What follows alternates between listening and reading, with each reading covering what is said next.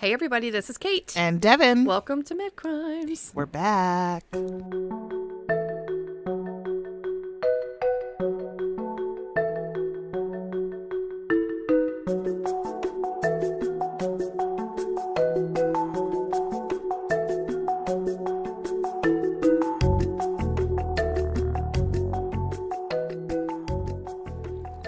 Hi guys. Oh my goodness. It has been like a game changer of a week. Oh, what a week. What is happening? I'm asking because I don't know. I feel like because of everything that's been going on with the RaDonda Vaught case, we've gotten a lot of new listeners. So thank you. Welcome. Thank you all. I This is think amazing. We did this case at the right time. It was very timely. Everybody's looking at it, and then they're like, oh my gosh. But then we got a lot of you who were messaging us, and it was like, I was searching for stuff about RaDonda, or I came across you, and then you just like binge watched the rest of us. Yes. I literally had love someone today say to me, I just finished all your episodes, and now I don't know what to do. I said, well, we're recording tonight, so I love that so much. It's coming soon. Well, thank you guys for taking a leap of faith and listening, and we hope that you just totally, continue to enjoy our content because help we us love grow. doing this. It's become so much fun for us. So somebody said to me, hey, man, you're really going to have to like get something out weekly, which we try. We average we do like our every best. week and a half to Yeah, two at just most. about. Yeah, we do our best. But we're like, oh my God. We also have families and we're full-time trying. jobs. Yeah, it's rough. We do our best, and every time we get together, it's like all of a sudden, like time just flies. I just like it's impossible to keep track of time, and it's Think like about all your of a mom sudden. with young children and how you're like, I don't know what, but hey, we're figuring it out and we're getting it in there and we're enjoying it and we're both. I just said to Kate today, I'm like, it's finally recording day. I know. Like we had plans We get 2 or so 3 days excited. ago, and Yes. that had to get canceled. And, Things fall apart. but we're like, oh my God, finally! I got my podcast pants on, my comfy pants, the podcast look pants. at you. I know we got podcast pants here. It's finally the end of March, so I feel like I'm not completely freezing in this basement. It is almost time for like consistent warm weather, and I'm so ready. When the last the first 3 months of the year for me just drag so hard. It's so hard. Almost time for us to take our podcast on the road when we start camping. Oh my God, I that's mean, going to be interesting. We're gonna start making this thing mobile, and I say that only because we kind of have to figure out how. Yeah, we have to. Well, thankfully we have laptops and the mics are somewhat portable, so we're just going to have to navigate it. And good luck to you guys who are listening because we have no idea how that's going to go. I don't know, but we're going to do our best. They got rec halls at campgrounds, right? Oh yeah, we could do that. Well, then Yeah. they got creepers in the background. Yeah, we don't want to do that. No records. We'll figure it out. It's going to be an interesting endeavor. So we didn't initiate, like when you brought up this case, we were going to talk about it and whatever, but I don't think we initiated or initially planned on having to do a part 2. No, I don't think do so. A part 2. Yeah. But our episode came out. Yep. We had the week before the trial. Yeah, and a lot of people are requesting that we do sort of a follow-up and and I think you and I summarization. too were like, okay, so the week Yeah. our episode is playing, the trial is happening. You and I both talked every day Yes. about recapping the trial of RaDonda and what was happening. Exactly. And then, of course, the verdict came out last Friday. And so maybe for those of you that are listening to us that are not medical, you might not know the verdict. And I'm sure all of you out there in healthcare know the verdict and what has happened because Right. this really struck us to dive a little bit deeper. Yes. Recap the trial and kind of talk about what's been happening on social media since Yes. then. We've had some people kind of reach out on our social media platforms too and offer us A, more details, and B, like some corrections and some insight from those of you who have worked in an ICU level of care, which neither Devin or I have. So that was really helpful. No. And so we're just going to kind of tidy things up and add a few more details that we've uncovered. And it's great, when we can get experience feedback from some of our listeners, when they kind of clarified some of their ecuronium stuff that Yes, came up. we love but that. then we also got some clarifications from the actual trial because again, this was the first case that we discussed where we didn't have court documents Exactly. because court hadn't existed yet. Right, yep. So now that you do, you can kind of filter through what was fact and what was fiction. That's right. A little bit. The other bomb that we got to drop is our Patreons. Patreon shout out time. Hey, because we got more. We did. So, Kate, first one. Shell, Chell, which is like a really cool singular name thing that you're doing. Shell, we love you. We appreciate you. Shell by the seashore. Yeah, except it's with a C, which But is you're even cooler. And we're not in the seashore because we're woodland creatures. No, yes, we are woodland creatures, and When we get towards summer, we need to be like seashore. I think that this group of people are mythical dragons. Oh. Yeah. Michelle Dwight, you're a mythical dragon. Michelle Dwight. Fire-breathing mythical dragon. We love you, Michelle Dwight. Thank you so much. So much. And last but not least, Caitlin Smith. Hey. Hey. Thank you, Caitlin. Welcome to the I'm three a fan of you. of the Kates, so Yes. thank you, Caitlin. I can attest to that. She does like the Kates.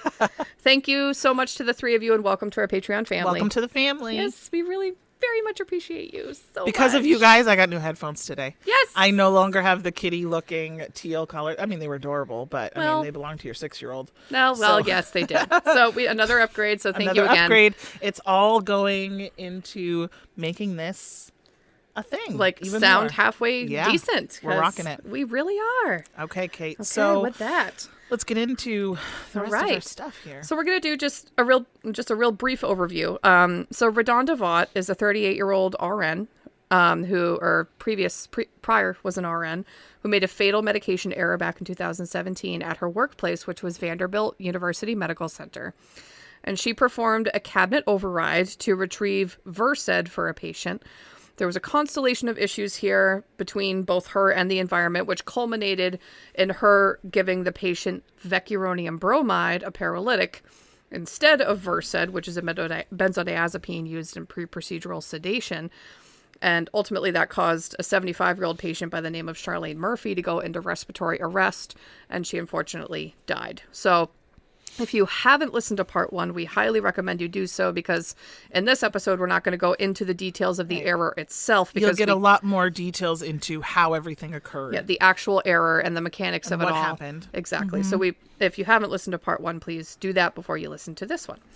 So the key takeaways, though, from the first episode, number 1 is that RaDonda bypassed a total of 10 electronic and clinical red flags. They were in the form of electronic messages when she performed this cabinet override, as well as clinical red flags. And to me, the most significant, in my opinion, is the fact that vecuronium bromide comes in a powder form and not a liquid.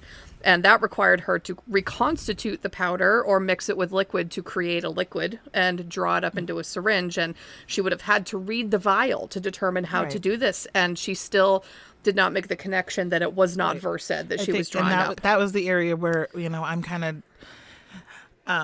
it was striking. I was giving a lot of pushback to some different things. Yes. And no. But then when you said this part, I was like, oh, all right. Yeah. That one's disappointing. Like, To that me. part struck out to me. Same. But to me, that's the most significant. Yep, To me, yep, that's the most yep. significant. Yes. So, also, RaDonda had made the decision to leave the patient unattended after she administered what she thought was Versed to the patient. So, administration of Versed, it bears monitoring. It just does, because it is a sedative. And this led to the patient having been anoxic for a period of time because she was unattended. Had someone been there for this period, they may have noticed that she wasn't breathing and would have potentially been able to resuscitate her. The series of respiratory distress had started. Exactly. The potential was there. The potential outcome was had been there. the same potentially. Yeah. But the potential for a resuscitation. Exactly. Now, Vanderbilt's pharmacy had a known electronic issue at the time with communication between the electronic medical record and the drug cabinet, and that had been forcing staff to perform cabinet overrides to obtain most medications for their patients at the time. And even before this communications error, though, overrides were common practice on the floor, and pharmacy and administration had been aware of this for ages, and this was just what you do. Now, Vanderbilt did not initially report the medication error to any governing body, which is totally illegal, and essentially they attempted to cover this up, and they took a lot of steps to do this. The medication error, although believed to be the direct cause of her death, was not reported to the medical examiner office either, and thus the death was initially reported as natural from the subdural hematoma that she was admitted with. So once the error was identified, she immediately owned up to it, and she was terminated only days later. This is one of the things that, since our first episode and since following through the case and now watching stuff post, and since the case is over, she's doing a lot more interviews and whatnot. I highly respect from her Same. is the accountability she's had from the minute she realized her mistake. She's carried herself very well through this entire thing. And we have a clip that we're going to try to play Yes. at the end of all of this that just really speaks to the kind of person she is. And she is, 100% at fault here, but so is Vanderbilt. By a lot. Yes. And we're going to get into the and we nitty said that gritty. from the very beginning. I fully agreed, as unfortunate as it may be, that, to practice nursing further would not be the right decision. So 100% I agree. The loss of the license with the nursing board, completely agree with. But as a person, I highly, highly, highly respect that she has kept her integrity throughout all this thing. I think she's a good person. I think she also wants Vanderbilt to be held accounted for of course. the role that they played in this, because Absolutely. it's significant. And I'd be interested Huge. to know. I mean, you can't turn back time, but I'd be interested to know how everything would have played out if Vanderbilt had done what they were supposed to do at the time. Yeah, I completely Would we even agree. be here Right. talking about this case? Because Exactly. Because the you might hospital not have would had other sources involved that got involved later. But Right. But know. the hospital would have been forced to take some accountability there, and yeah. maybe forming this scapegoat would not have been necessary. Yep. So DHHS, the Department of Health in Tennessee, performed an initial review and cleared RaDonda of any wrongdoing once they got wind of this. And after an anonymous tipster reported the medication error to the Centers for Medicare and Medicaid Services, that's when sort of the shit hit the fan. Right. And they launched this whole investigation, this surprise investigation into Vanderbilt. This was about a year later. And this was the point at which the Department of Health walked back on their initial recommendation to clear RaDonda and reopened their whole investigation and cited her for the medication error, and she lost her nursing license in 2018. Right. But even then, so even, and again, to kind of show the effect that it had on her in that year of her not working at Vanderbilt, she was doing a job that required an RN license, but it was not at the bedside. No, she had And it was removed not- herself from the and bedside. again, she I was think not that's asked to do something that. That's very shows high integrity. Yeah, she's got integrity. How For much this affected 100%. her. She's still holding herself accountable. Does she feel like she can practice at the bedside? She still at that time had the license to do so, but she removed Exactly. herself. Exactly. And did a job that required the initials, but Exactly right. Now, with the media attention that this garnered once this investigation opened, Right. with that came criminal charges. And this has been the part that's been very debatable. exactly, this is the part that's really gotten the medical community up in arms, with good reason. She was charged with gross neglect of an impaired adult and reckless homicide. And the trial began the week of March 22nd of this year. So we've all been sort of following that really closely. So those are sort of the big takeaways there. Now, there's a few details here that we've uncovered. Like we said, we uncovered a couple more little details that I wanted to add in because more is continuing to emerge around this. And as more has come out, I did get some things wrong. We got some things wrong. There were things that were misreported or that some media outlets got wrong. So I just want to make some corrections. Again, prior to having the court documents, we're going off of media and what we can find. Exactly. And the media, as we all know, only knows so much until it's presented in court. That's right. Absolutely. So we were only able to do as good as what we had for information. So now Right. we can clarify. Exactly. So from what I'm gathering, now ICU RNs do not typically push vecuronium routinely. Which we had assumed this was a drug that she would have given many times Right, before. In but episode we 1, did- we thought so. Exactly. Neither of us have worked in an And I think intensive we had care. a listener that also said that too. We did, yeah. This was so. We appreciate you for reaching out on Instagram and clarifying that. That's super helpful. We've been enjoying all of this feedback, so yeah, we've is seen every great. single one of your Yeah, I know. comments. We look at them all and we take them very seriously. So thank you. Now, this is most often given by anesthetists or anesthesiologists or whoever is intubating the patient. So the intubating provider will be the one most commonly pushing this. So that was good to know. Now, RaDonda has admitted that she had never given vecuronium before, but she had given Versed multiple times. And in fact, she had admitted that she administered Versed only 24 hours prior to this event to another patient. So she knew very well that Versed typically comes in a liquid form. And so it still confirms where we were saying that's disappointing. That Very having disappointing, to absolutely. reconstitute didn't trigger anything. Exactly right. Now, there have been over 20 different cabinet overrides on this patient alone, on Charlene Murphy alone, in her 2-day hospital stay. So prior to even giving this Prior to the vecuronium, there Wow. was 20 cabinet overrides on Yep. her. So that shows a system issue for sure. exactly, a huge system issue. Now, I had initially reported that she recognized the error. However, it was coming out in testimony that a colleague of hers discovered it. So what happened was Ethan Gully was a registered nurse that was working on the floor. After she gave the medication, she approached him with the vial containing some of the medication and asked him to waste it with her because Versed is a controlled substance. So this is when Ethan looked at the vial and he said, this is vecuronium. This is not Versed. So that's when it clicked In for her her. mind, she probably went, "Oh shit!" Yep, absolutely. Yeah. So Yeah. there was not a computer available in the PET CT holding area. Which that actually makes me feel a little better because one of the things like that I was in my mind on episode 1, I was like, what made her think just because she was going into respiratory arrest all of a sudden for her to be like, oh my God, I think I gave her vecuronium. Right. So I guess that's, you know? yeah. So that was always just a question of mine, like, well, what triggered you to all of a sudden realize your mistake? Exactly. Right. But it doesn't change how she's handled it. so- Exactly. Yep. Now, it wasn't that there was like a computer down in the PET CT area and she just like decided not to sign it off. There was physically no computer or scanner in that area. Okay. And pre-medications are often given in that holding area. So like this is another, there was no So policy. there should have been one. There should have been one. There was no policy around giving pre-medications in the holding area, but it did routinely get done. So that's another shortcoming as far as Vanderbilt goes. Now, what this did was it forced nurses to retrieve medications from the floor and bring them down, not scanning the patient and not scanning the drug. So, and this was RaDonda's first nursing job. That's another thing that I got wrong. Oh, okay, because I think I asked that question on how long And she'd been practicing. I thought that she had been practicing longer, but she was a newer nurse when this occurred. Okay. So, with that, we are going to get into the trial. So, nurses came from all over to watch portions of the trial and to hear the verdict. So, some were from different states and even across the country.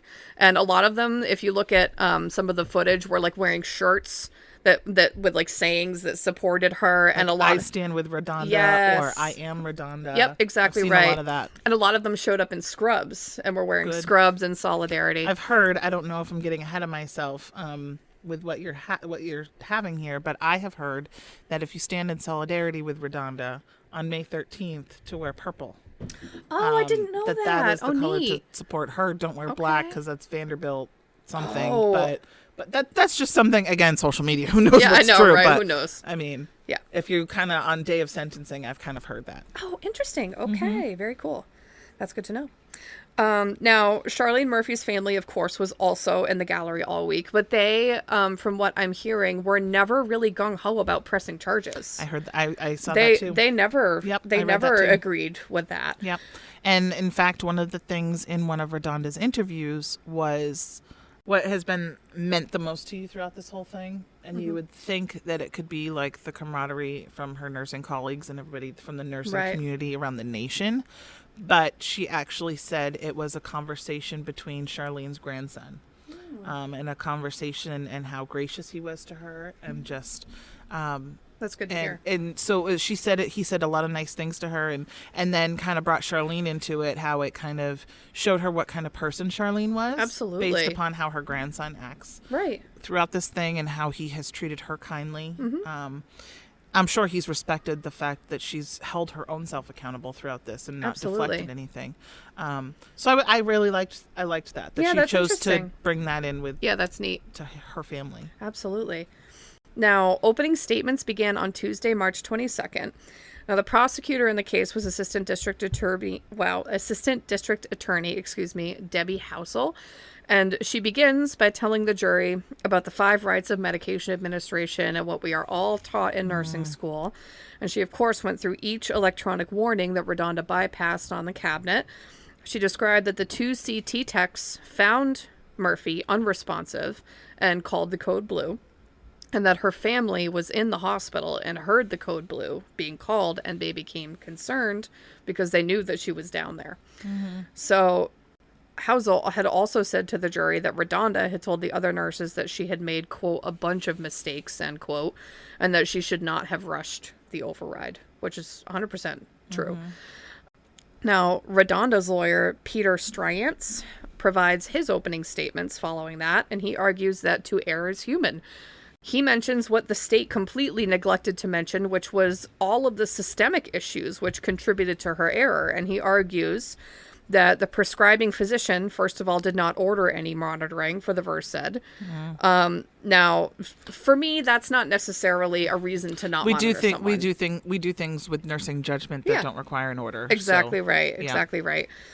So there was that. And he also did argue that she did a cabinet override because this was standard procedure at the time. And he highlights that Vanderbilt reported nothing. And how she was not the only nurse to have done it if it was 20 not. times in the 2 days. No, God, no. Right. Everybody on the floor Just was for her. doing this. Right. Exactly. Now, he highlights that Vanderbilt reported absolutely nothing and essentially covered up the entire error. And a CMS investigation only resulted when an anonymous whistleblower alerted them of the error. And he also raised the point that Murphy's original medical condition, a subdural hematoma, could have led to her death. And there is no actual way of knowing what dose of vecuronium that she received. Because a small dose, if that's what she got, may not have even caused respiratory arrest. Right. So there's that And little then piece there was of... no autopsy to confirm an actual cause of death. That's the thing. you know? Exactly right. Now, Yep. Trying to come to somebody's defense, I can see how he could bring that up. So he is quoted to having said, quote, "This is a musical chairs game of blame. And in the blame game, other nurses and doctors and the hospital, whom are potentially to blame, have all found a seat. But in the blame game, there is no seat left for RaDonda Vaught." So essentially what he's saying is like, you know, that this was a massive error on many different levels, RaDonda included. But why is everything falling on this nurse? Just her. This healthcare worker. No, I agree. I completely agree. I completely agree. So the state starts calling some witnesses. So first of all is Chandra Murphy, who's the victim's daughter-in-law. Now, she was at the hospital at the time, and she was with her mother-in-law before she went to PET CT. And she had said that they had interacted prior to this event, her and Charlene, and that that Charlene was feeling well, aside from having a mild headache from the hematoma. And when Charlene was down there, she had heard over the PA system the code blue being called, and she watched in dismay as staff worked on her mother-in-law, which must have been extremely traumatic and Stressful. distressing. Absolutely. Yes. So the next witness is Ethan Gully, who was that nurse on the unit that identified her error. Okay. So he testified that the cabinet overrides are necessary at times. And he testified that there was a time crunch because at the time, the PET CT staff are waiting on her to be pre-medicated in order to perform the test within that time slot. And she was already in the holding area. So there was that little bit of, rush that contributed. Exactly. Just like with every other task that you're assigned to. So he told the story of RaDonda approaching him with the vial of the vecuronium and asking him to waste it with her, which was when he realized that this is not Versed. And he also clarified that the order for the Versed was a sliding order for 1 to 2 milligrams. Okay. So in this order, the protocol would have been to give the initial dose of the 1 milligram, monitor the patient, wait to see if it provides that desired effect, and give another one. And if not, you give another 1 milligram for a total of up to 2 milligrams. So obviously she did not remain there at the bedside to see if the drug worked or not. She just gave the what she thought was 1 milligram or 2 milligrams, or I'm not sure if we'll ever know. And so there's that piece also. Now, Darren Crooks is an RN at Vanderbilt, and he was the orientee. I was going to say, he was the... Yeah, he was the orientee that worked with RaDonda that day on the unit. So she had initially reported that she was distracted with precepting, right? And he had requested her to learn from that day because he had been with her before and he really liked her as a teacher. And he felt that she was a really good teacher and very approachable. And he testified that within 5 to 10 minutes of identifying the area, the medical team was aware of what happened. So it was immediately, pretty much as soon as she could get a hold of them. So Again, showing that she did exactly what she should have done. What she should have done. Exactly right. What a person of integrity does. Exactly. So next is Dr. Eli Zimmerman. So Dr. Zimmerman was Murphy's attending physician at the time that this happened. And he took the stand, and he was the lead on her medical team. So he testified that there's no real way to know whether the brain bleed was the cause of her death or contributed to her death, or it was the vecuronium alone, unfortunately, because we don't know how much she got. Right. And then we have Ramona Smith. So Ramona Smith is a TBI, or traumatic brain injury specialist, and she's actually a CMS investigator that participated in the surprise CMS investigation into the death, and she was a witness for the prosecution, and then the defense called on her as well. So she testified about her investigation and about her interviews with Vaught. Now, she was asked to read a portion of her meeting summary from an internal report that she wrote following the interviews with Vaught, and in it she reported, quote, "The Department of Health believes that Vanderbilt Medical Center carried a heavy burden of responsibility in this matter, and that there was initially no discipline for Vaught because, according to a Department of Health lawyer, a malpractice error has to be classified as gross negligence before any discipline could be sought. And at the time, the Department of Health had said that this was a medication error and it did not constitute a violation of statutes or rules governing the profession. So they cleared her to, go back to work if she wanted to, which she did. Right. So just as a sidebar, Vanderbilt has said nothing in these past, several years about this medication error. There was one statement that remember that guy made and he had said, our response was too limited. That was literally the only, and we were like, that's an interesting choice. Written. Yeah, exactly. Nice choice words. Yeah, nice choice of words. So that's the only thing that they've said about this. They have not come to RaDonda's defense. They have not come to nothing. Not even since the trial. Nothing.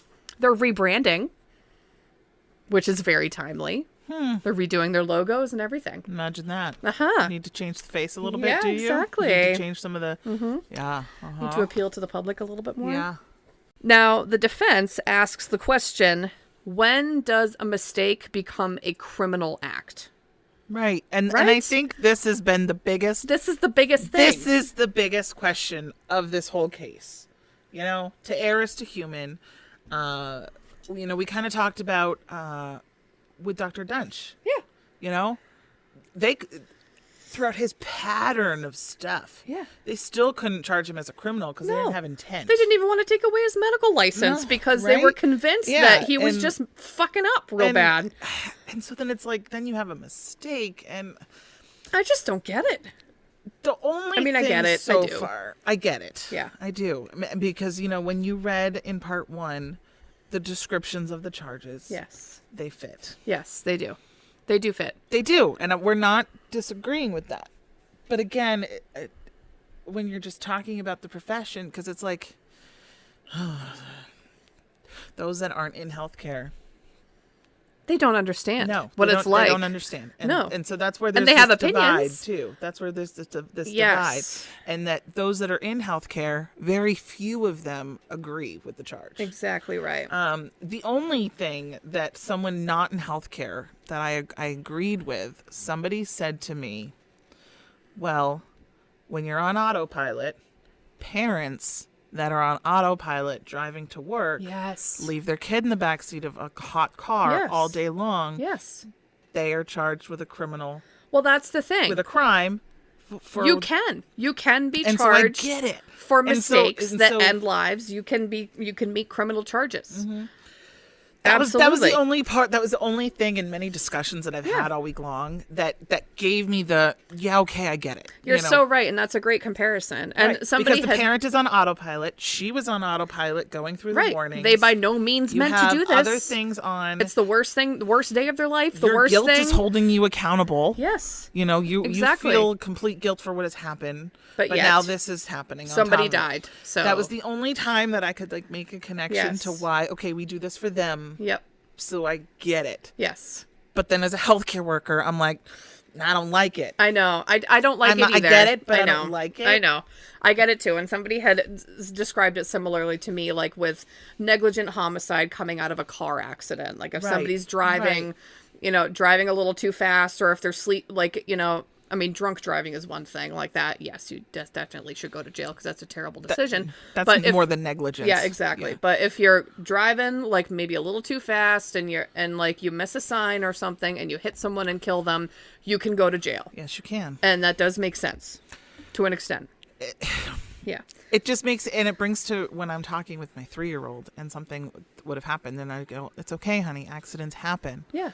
But then again, as he gets older, how many times can I say, "It's okay, accidents happen"? Yeah, I know. Because look, sometimes the accidents will put you in jail. Yes, sometimes the accident does put you in jail. And so it's just kind of like, but, we're still going to get into it. I know We're going to get there. I know it. We're going to get to the reactions and the why. Exactly. It's just now, patience, Devin. I know, patience, Devin. I think this is the most passionate I've been. This is hard. I mean, I was passionate about a lot of our other people. Oh, I know, but this one's like it hits home because it's relatable. The reason why I'm so passionate is because, again, we'll get there, but we have been through hell. Yeah. The last few years. 100%. We are all so burnt out. 2 years ago. This is not a good time for this bullshit. 2 years ago, we were superheroes. The world could not continue without us. Mm-hmm. These prosecutors who charged RaDonda, court was stopped. Mm-hmm. Court was stopped. They were working from home offices. They weren't going out into the trenches. Exactly. They were not wearing trash bags and PPE. Yeah. So 2 years ago, we're superheroes. Yeah. And here we are. We've made a mistake, and now we're a criminal going to jail. Exactly. And it's just like, again, if you're not in healthcare, you don't understand. Exactly. And so what a lot of people are afraid of is what this is going to do for the profession going forward. Well, that's the thing. Now, nurses are, this is going to change a lot of ways I think facilities handle medication errors. Which needs to happen. And it should happen. Which needs to happen for sure. But I think... So I think there's going to be good changes out of it. Oh, yeah. But from the nurses themselves, from the little people. Yes. I think hospitals and those that have the power to change some of these systems, I think that's going to come out better. Yeah. I worry about the people that are going to get the blame when something goes wrong. And I worry about the people who are thinking to themselves right now, like, well, if I make a medication error that's this big, my hospital is going to throw me under the bus because why the hell wouldn't they? Why would they care about me? You know what I mean? Yeah. Okay, back to your paper. Oh, God. We're going to get to more of that discussion. Get to it. We are. You can tell I can't wait. I know. Devin's vibrating again, you guys. Sitting on my hands. So now her attorney also pointed out that the initial death certificate cited intracerebral hemorrhage and cardiac arrest as a cause of death. And the second certificate, issued a whole year later, identified vecuronium intoxication as a cause of death. And this was issued without an autopsy. I was going to say, so again, for proof of that, you need an autopsy? Exactly. You need and we don't have one. We never got an autopsy. So the Tennessee Department of Health had determined that Vanderbilt had a significant role in Charlene's death. Mm-hmm. And despite CMS believing this also, when Tennessee Department of Health reopened the case, they sanctioned RaDonda only and not Vanderbilt. Vanderbilt has paid no fees. Bullshit. No fees.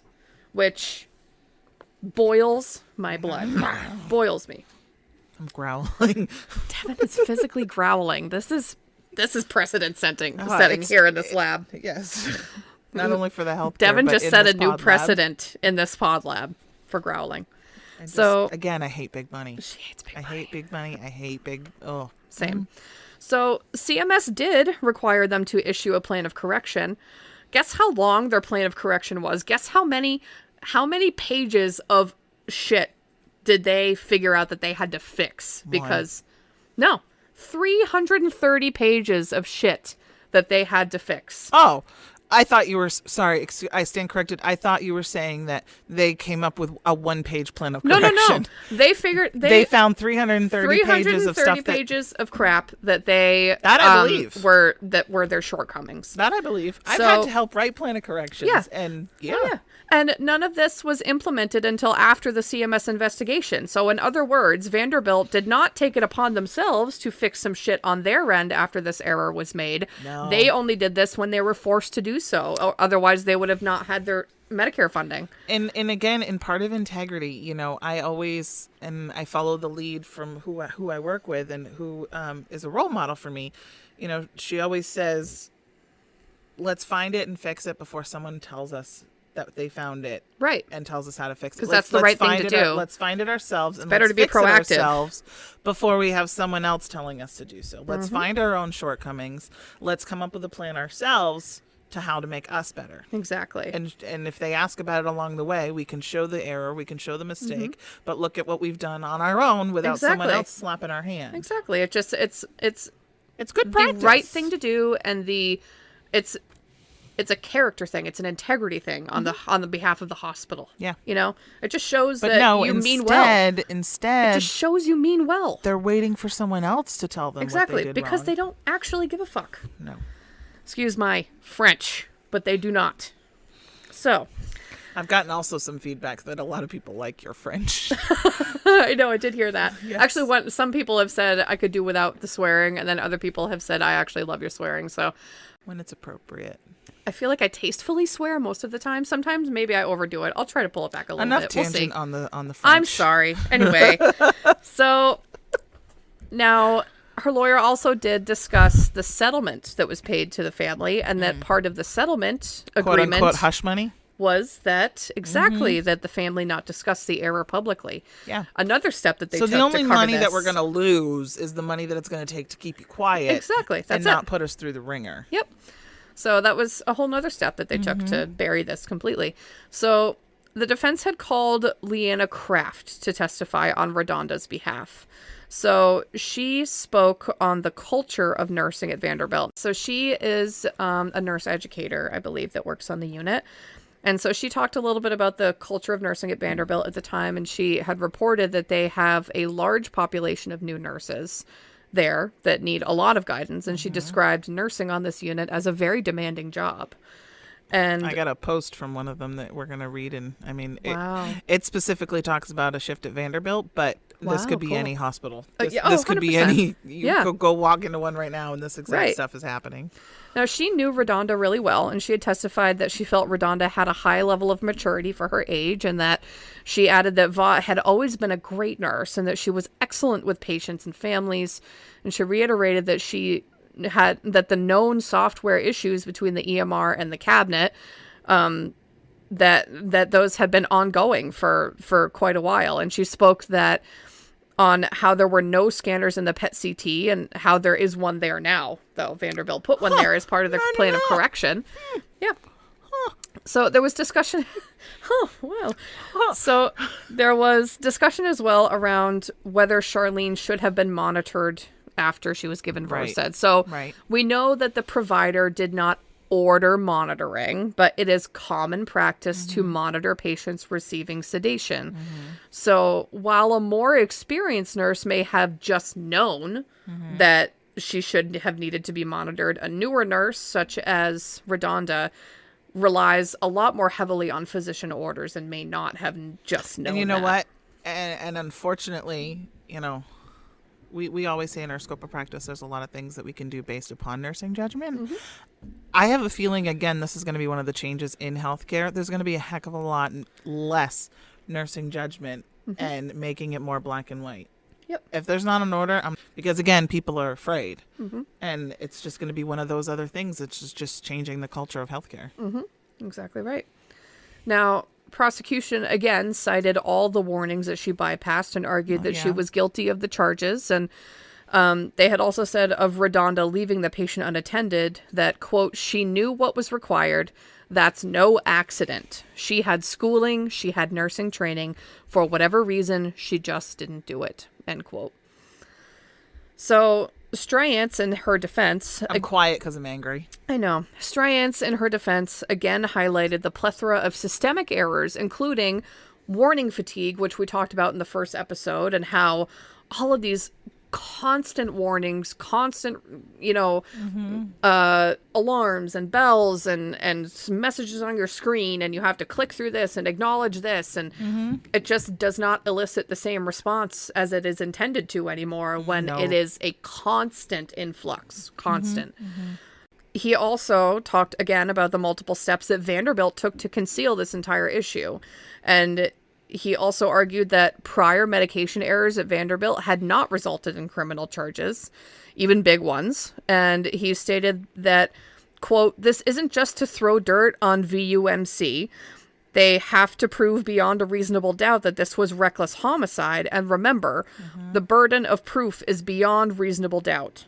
And we have dueling death certificates. I think, to put it charitably, they are exercises in creative writing," end quote. That's completely true. Which is true. so true, because we don't have an autopsy. We have no way of knowing. I think that's completely true. 100%. Right.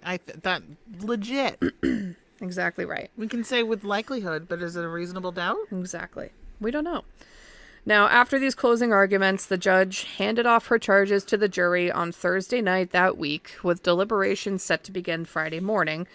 Now, the panel was of 12 jurors, 6 men and 6 women, and included one practicing registered nurse and a former respiratory therapist. That was one of my questions, was if they worked in healthcare. Because it has to be a jury of your peers, right? But they also want people that are not biased. And, exactly.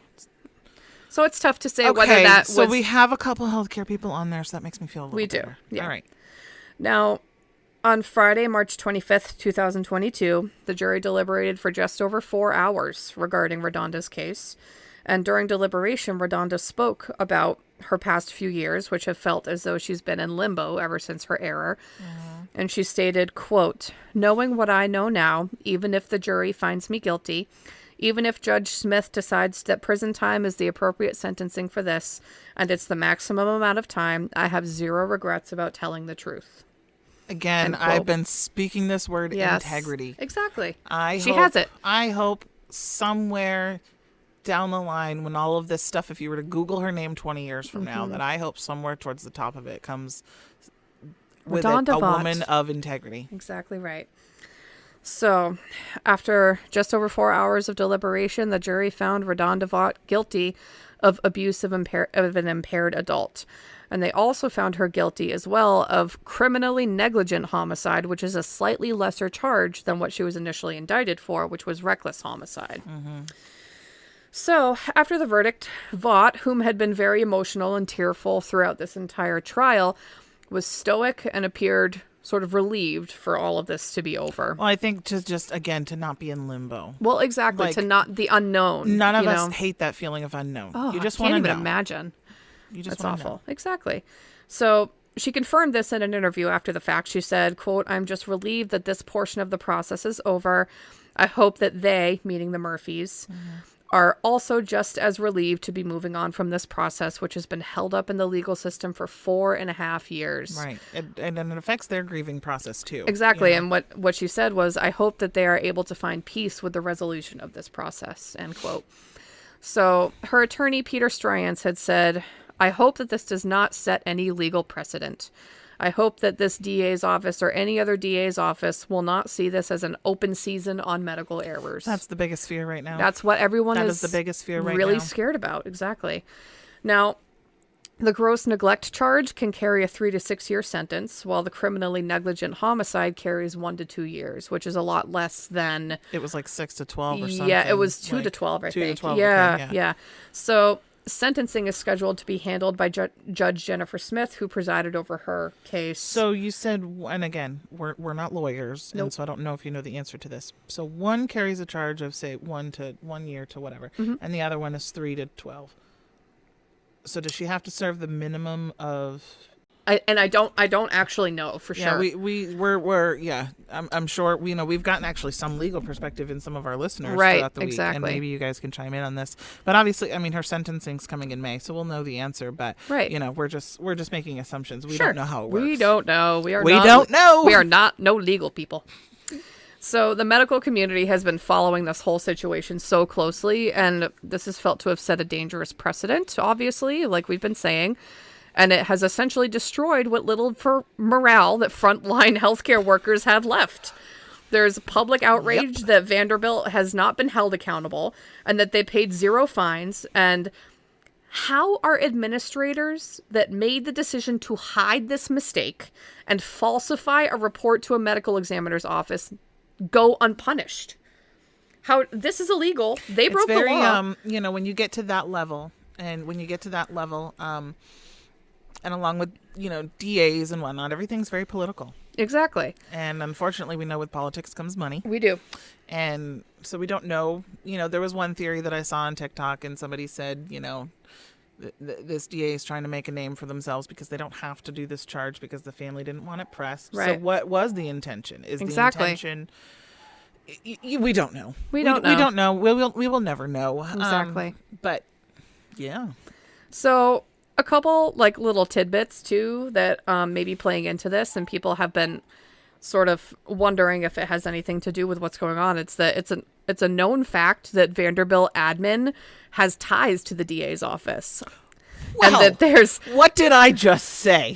Stay tuned. Listen to this. There's a theory floating around that this is a big reason why Vanderbilt has not been held responsible, because the DA that is currently running for re-election used to be a professor at Vanderbilt. So there's that. Also, this is also kind of alarming. Initially, RaDonda... What's that called?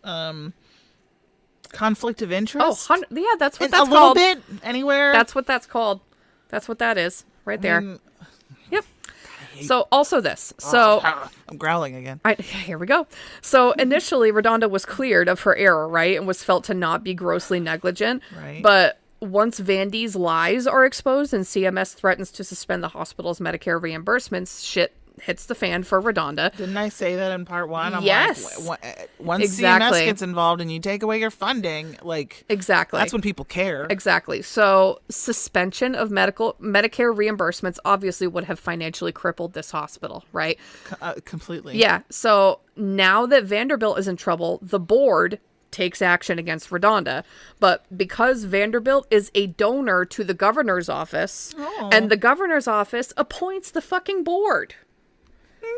So there's all these like little connections that everyone's like, I hate politics. You know, that it chaps me that this nurse, this overworked, underpaid healthcare worker who is burnt out beyond belief from this pandemic is now going to jail. So Vanderbilt executives broke the law in a massive way, obviously. So Murphy's death was extremely tragic, right? And this without a doubt, this should not have happened. Without a doubt. And what kills me is that she died horribly. Yeah. You know, she was probably awake and conscious and not able to move or breathe and felt everything. And just felt like, what's happening to me? Why can't I breathe? So, and terrified. That must have been just one of the worst kinds of deaths and for the family to feel like that's how... Exactly. Yeah. And for that to be known. It's just so incredibly sad.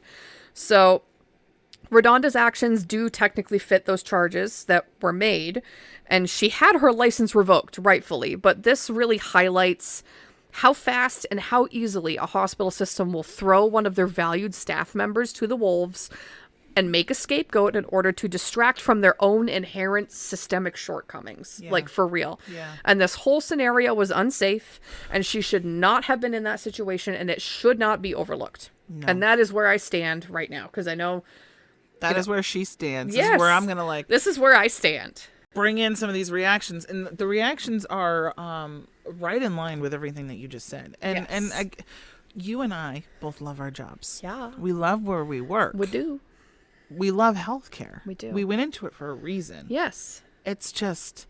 when you see stuff like this, it's terrifying. You know, none of us ever thought we'd have to work through a pandemic, first of all. And so then you see what's happened to the healthcare field in the last 2 years. Right. And then now to have this, when you're just beaten down and you're tired and you think there's a glimpse of the pandemic being over. But now if you make a mistake, careful. You might go to jail. You might go to jail. Yep. So, and your hospital is not going to do anything. So what I did was I was just to kind of, you know, again, we're kind of divided between those that are in healthcare and those that aren't. Mm-hmm. So I just wanted to find, it's been so blown up on social media. Mm-hmm. I just wanted to like take some clips of like what I have found, and you can find these too. All I basically did was one of my Facebook friends and several of my Facebook friends, because obviously, you know, healthcare people, everybody's been posting about this, and so there was a hashtag I stand with RaDonda. And so I was just like clicked on it, kind of went down this rabbit hole, and So this first one that I have is from a nurse who actually worked at Vanderbilt at the time of this incident. She didn't necessarily work with RaDonda or on that floor, but so I'm just going to kind of go through and read some of the reactions from social media from people in the healthcare field. Awesome. The outcome of this case should matter to all nurses. A nurse being charged with homicide for a medication error with no ill intent will set a standard for all medication errors moving forward. Criminally charging for a med error will not promote a culture of safety, but will instead encourage nurses to hide their mistakes in fear. Mm-hmm. You can, and so I'm stopping the statement for a minute. We can all say, when we've made mistakes, we bring them up. We go through the process of reporting and fixing what we can. Well, if we're not reporting future errors, how do we know other problems aren't going to be fixed? Right. Because we don't know that the errors are happening, right? So, which makes it more unsafe. Mm-hmm. And nurses are going to be afraid to do a cabinet override when it is medically necessary. Right. And maybe some people will have delays in care, and who knows what's going to happen after that. So continuing the statement, while I think it is terrible that this error occurred and that someone died, the full responsibility of this mistake should not ride on the nurse's shoulders alone. The flawed healthcare system should be held accountable too. So true. I worked at Vanderbilt when this incident occurred, just a couple units over from where RaDonda worked. I can attest to firsthand to the systemic issues that contributed to this mistake. Rarely were we adequate staffed. Rarely did we get a single break within our 12-plus hour shifts. Mandated overtime at every opportunity. Oh, my God. Vanderbilt is not unionized, so there's no one to advocate for these things. Vanderbilt is not innocent. I remember being told to lie while clocking out when we were required to confirm that we had gotten a lunch break. This was a result of a lawsuit against Vanderbilt from ER nurses who rarely got a break. You're kidding me. And again, this could be a disgruntled employee. I don't know. Because I know sometimes we see things about our own place of work and people are spatting off when they don't know the whole thing. Sure. So take it for what it stands. But when it's on social media, it's out there to be. Yeah, exactly. But again, this is not just specifically Vanderbilt. This could be any healthcare facility. Absolutely could be. I was told that if I checked no, management would call and question my time management. I distinctly remember having to override medications after the hospital switched to Epic at the end of 2017 when this incident occurred because the med dispensers weren't properly set up for Epic, which basically just removed a safeguard in place to prevent errors like this. So the EMR was being switched completely, Yes. and that's what caused the... Okay. Med errors are almost inevitable when you're given so much to do and so little resources. This is the one that got me, and this is the only quote that I posted on my own personal Facebook page. This is every nurse's worst nightmare. 100% I agree. feel terribly that RaDonda could spend over 10 years in prison for a mistake like this. Yes. I feel terribly that Vanderbilt threw her under the bus completely after trying to hide this accidental death. Nurses need to stick together to support each other. We need to push for positive change within our flawed healthcare systems to prevent mistakes like this from happening. Healthcare systems will continue to blame the individual even when systemic issues contribute. They will continue to keep unsafe conditions and value profits over patient safety as long as we let them. Hashtag I stand with RaDonda. Wasn't that powerful? So now the parts about Vanderbilt, so take them. true. I take them with a grain of salt. But the beginning and then the end, I was like, "Oh, girlfriend, oh my God, you got that." Yes, absolutely. Here's another one. Okay. As of today, the precedent has been set. If you are working in a hospital that is short-staffed, without properly functioning safety measures and double checks, and you make a big error, you will be charged with homicide. Even if you acknowledge it as soon as you realize and do everything you are supposed to do to try to fix it. Even if the hospital tries to hide it until the government threatens to withhold funding. Even if the hospital pays off the family so that they can't testify, even though they say you aren't guilty of those charges. Even if the original death certificate says something else and the hospital didn't send the body for autopsy. Pay attention to where you work and the situations you are put in, because if you mess up, you will be thrown under the bus. To err is human. Also be prepared for people to hide their mistakes at the cost of patients. It's so sad. This woman is This is so sad. This is what healthcare is feeling right now. I know. This is not to like get us down. This is real nurses, the other people in healthcare system, not just nurses. These are real people and how we're feeling right now when you're already beaten down. Right. And so this is to not to like discourage anybody, and we're gonna get there. But this is what this has done to the healthcare field for the people that are supposed to give everything that we have and leave everything behind at home and care for these patients that we're going to continue to do because that's what we do. Because that's why we do this. This woman is part of my family and nothing can change that. She has stood by us when we needed her, and I'll be damned if I don't do the same. She is one of the most caring people and nurturing souls you'll ever find. I was often told that she is the best nurse she's ever met, and that got me thinking. If you destroy the best of us, the worst of us don't stand a chance. Regardless of how you feel, there were no winners today. We have all lost a little something we'll never get back. RaDonda, we love you. Oh, it's so I was sad. like, oh my God, that one's so true. If you destroy the best of us, what happens to the worst of us? Exactly right. Oh, I just have a few more. Oh, yeah. Because it's just like these, and I obviously, like I was going down a rabbit hole, but I was like, these were just so good. Yes. Since I first heard of this case, I have kept tabs. Since the trial started, I have watched recaps and read articles on how RaDonda was negligent or not a prudent nurse. Let's just say this much. The nursing profession and healthcare as we know it is over.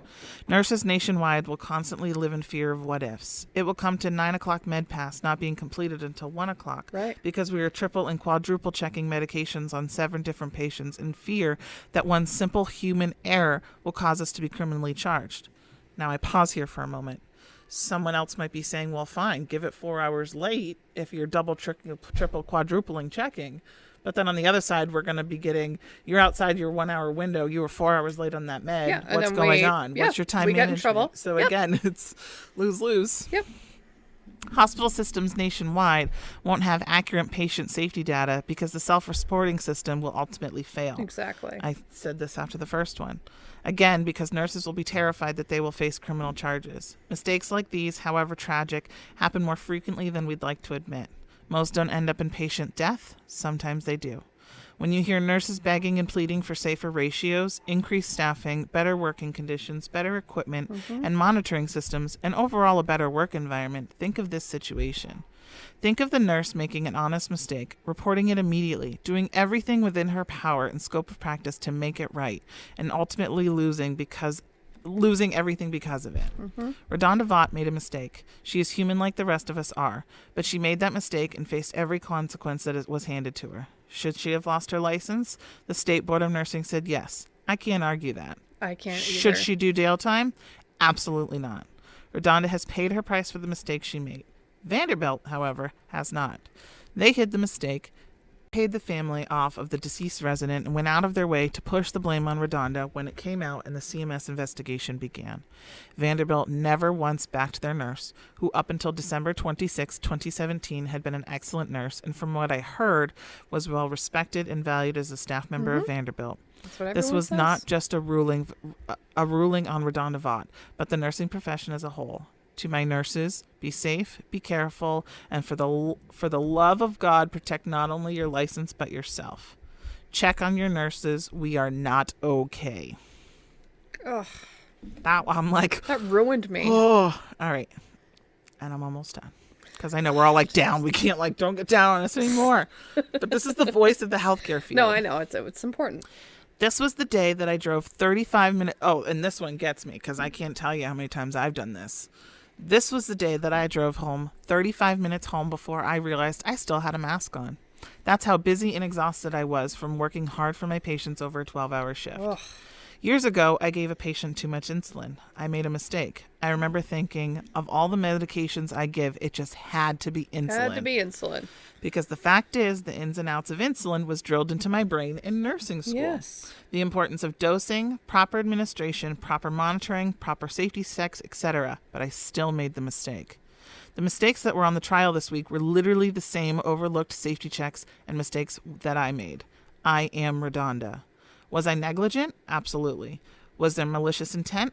Absolutely not. Yep. Was I busy, overworked, understaffed, exhausted, starving? Yes. All of that. Yes. I remember everything about the moment I made that mistake. My entire body went warm, as if I could feel the mistake deep within my own body.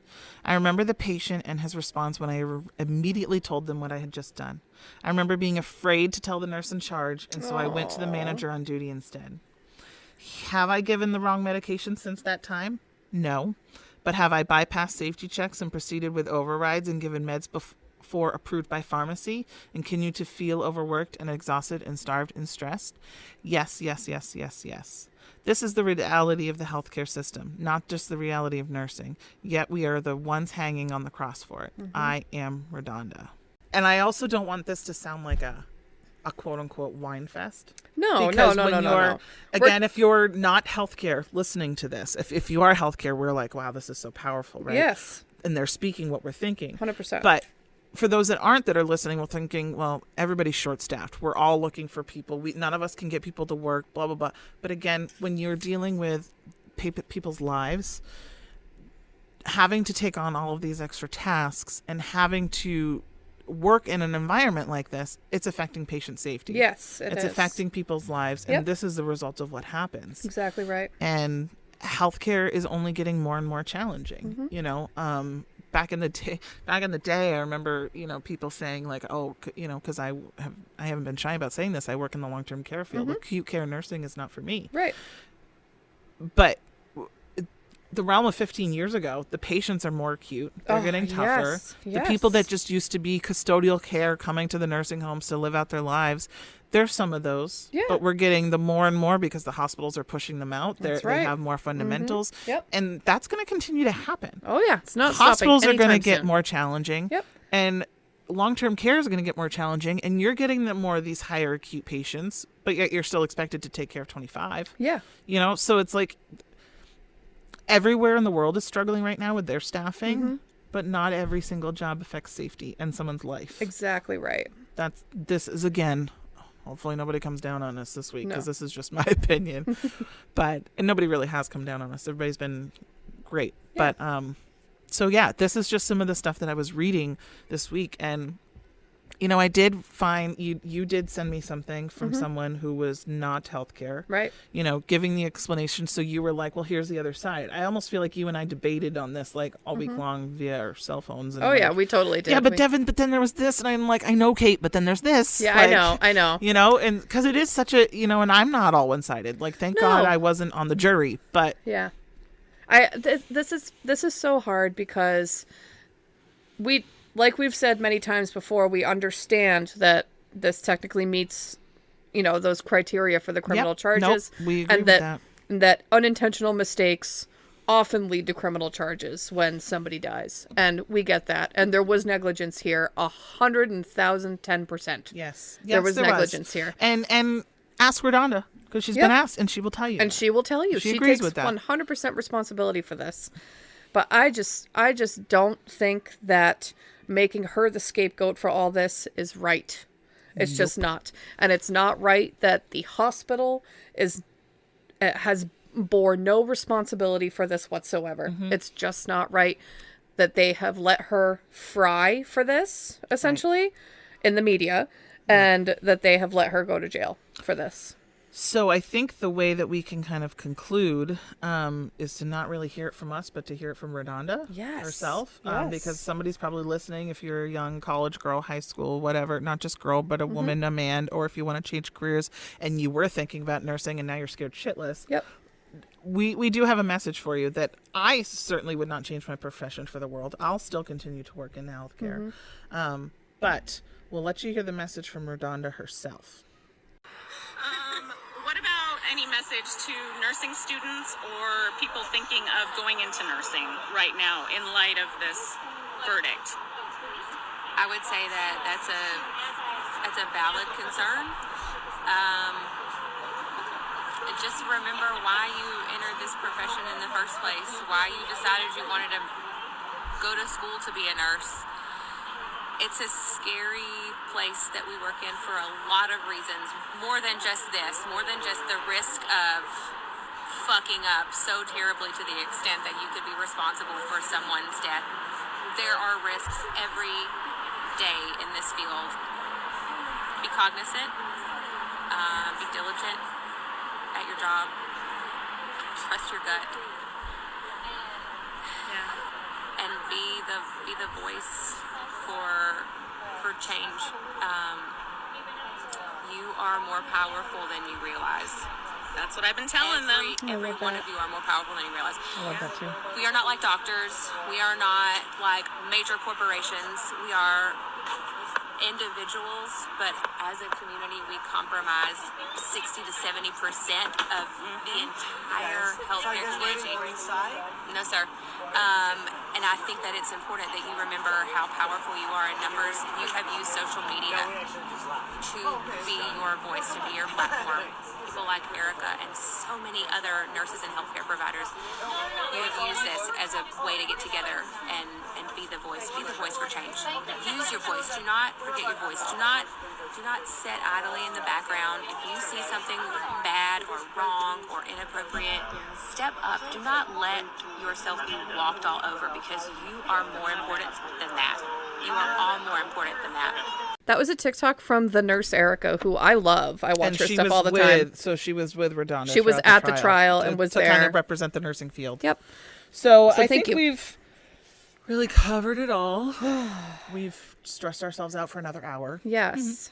But it was important because this is really shaking the whole system. 100%. I am, we're all just like kind of, I think, worn out and exhausted from all of the emotion, the roller coaster of the trial, and things might ramp up again when we have the sentencing in a little while. So, And you know what? And even if I was wrong and it's not really a thing for May 13th to wear purple, I'm going to wear purple. Oh, yeah. Stand in solidarity for RaDonda and That's wear right. some purple. Yeah, wear some purple. Wear some purple. Because, I mean, this whole situation is just so sad for Charlene and for RaDonda and for nursing in general. And we appreciate you guys listening, and Thank you for your support. thank you for your support. And we'll conclude with, you can follow us on Instagram at MedCrimes Podcast. You can send us a Twitter at MedCrimesPursue. You can find us on Facebook by searching MedCrimes Podcast. Or if you wish to become a Patreon, you can visit www.patreon.com/MedCrimesPodcast. Keep us going. We love you guys. We love you. Thank you for your support. Thank you for listening. It hopefully won't be long till the next one. Bye. Bye.